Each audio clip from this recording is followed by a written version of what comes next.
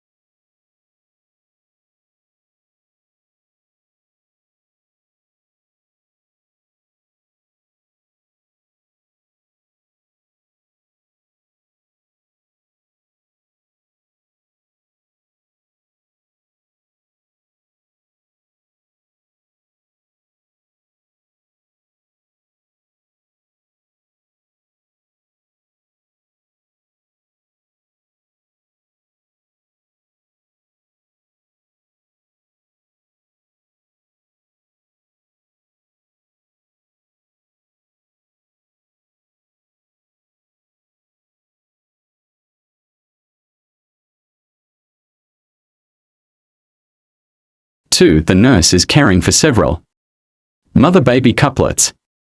In planning the care for each of the couplets, which mother would the nurse expect to have the most severe after pains? A. G4P1 client who is breastfeeding her infant. B. G3P3 client who is breastfeeding her infant. C. G2P2 cesarean who is bottle feeding her infant. D. G3P3 client who is bottle feeding her infant.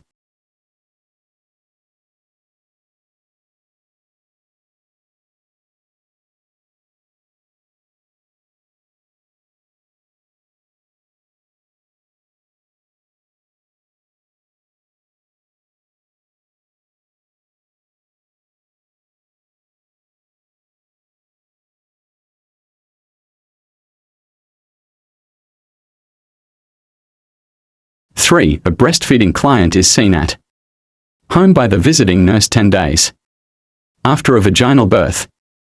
The client has a warm, red, painful breast, a temperature of 100 degree F, 37.7 degrees Celsius and flu-like symptoms. What should the nurse do? A. Encourage the client to breastfeed her infant using the unaffected breast. B. Refer the woman to a primary health care provider. C. Inform the client that she needs to discontinue breastfeeding. D. Instruct the woman to apply warm compresses to the affected breast.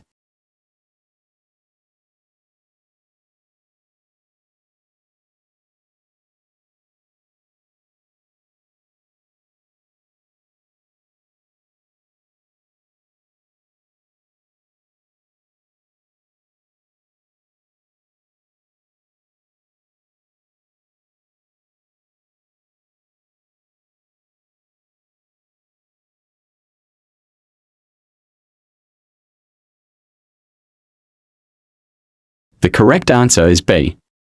The client is presenting with signs of breast infection, mastitis. So refer to her healthcare provider to prescribe some antibiotics. She should continue to feed on both breasts. 4. A diabetic postpartum client plans to breastfeed.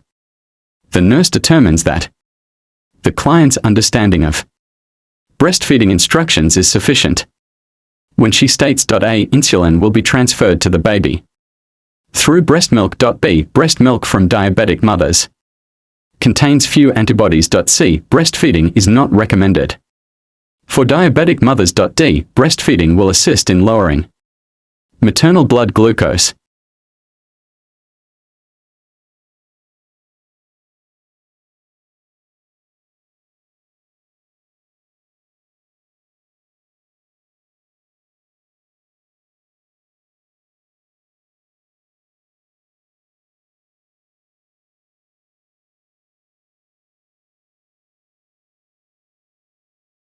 The correct answer is D. Breastfeeding consumes maternal calories and requires energy that increases the maternal basal metabolic rate and assists in lowering the maternal blood glucose level.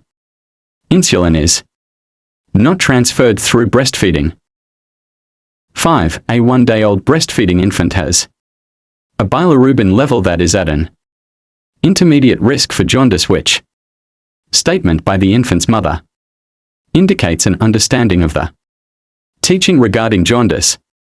A. I should breastfeed my baby as often as possible. B. I should supplement with formula after every feeding. C. I should discontinue breastfeeding and change to formula feeding. D. I should place my baby in direct sunlight several times a day.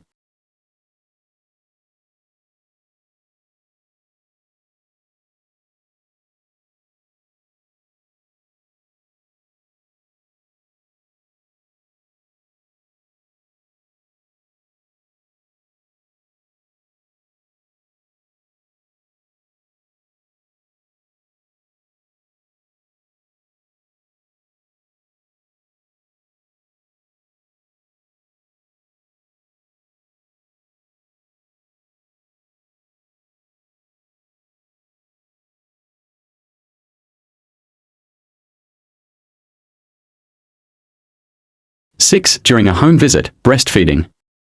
Client asks the nurse what contraception method she and her husband should use until she has her 6 weeks postpartum examination. Which of the following will be most appropriate? A. Oral contraceptives. B. Condom with spermicide. C. Rhythm method. D. Abstinence.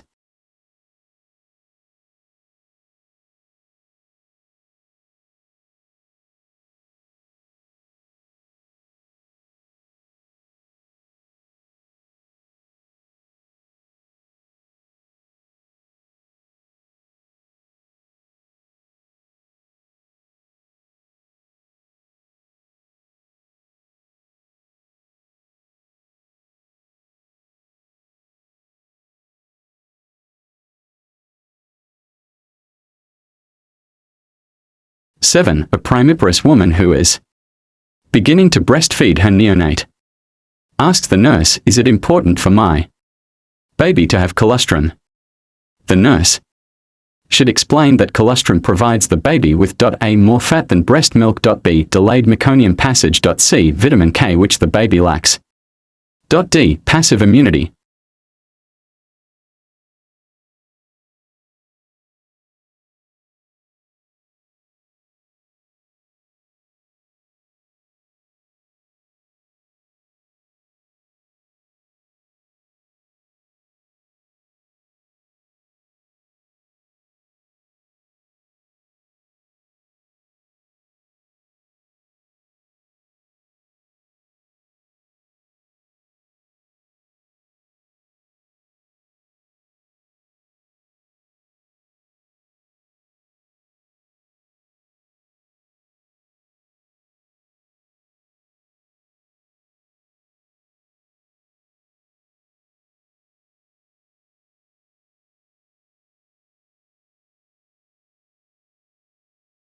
The correct answer is D.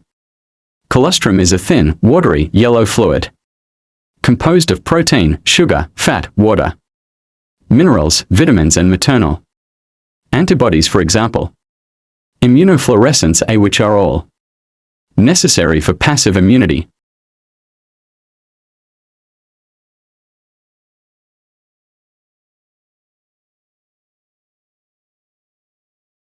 Eight. Which of the following forms the basis of the teaching plan about avoiding medication use unless prescribed for a primiparous client who is breastfeeding? A. Breast milk quality and richness are decreased. B. Medication may be excreted in breast milk to the breastfeeding neonate. C. The mother's motivation to breastfeed is diminished. D. Medications interfere with the mother's leg down reflex.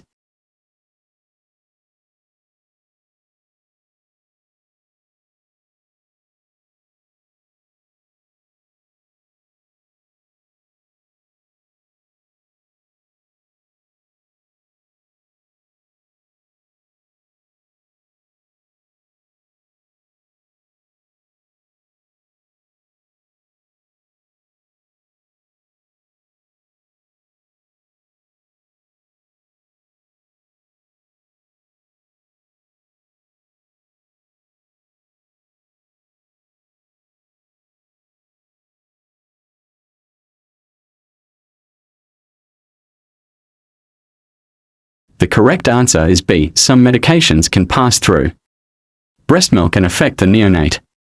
The client should avoid all non-prescribed medications.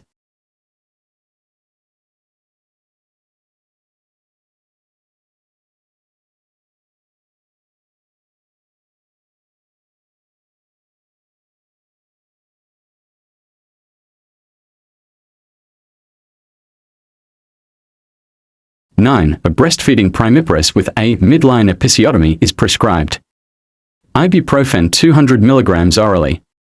The nurse instructs the client to take the medication A immediately after a feeding. B before going to bed. C midway between feeding. D when providing supplemental feeding.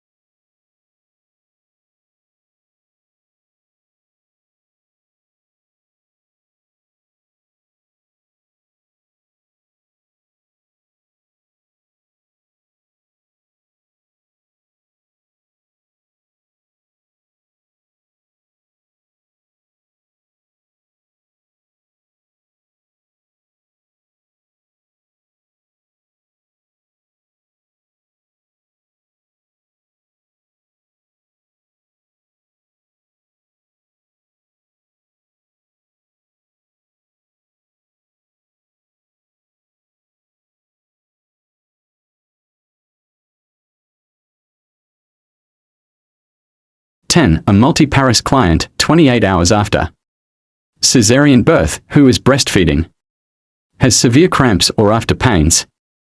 The nurse explains that these are caused by which of the following? A. Healing of the abdominal incision after cesarean birth. B. Flatulence accumulation after a cesarean birth. C. Release of oxytocin during the breastfeeding session. D. Adverse effect of the medication administered after birth.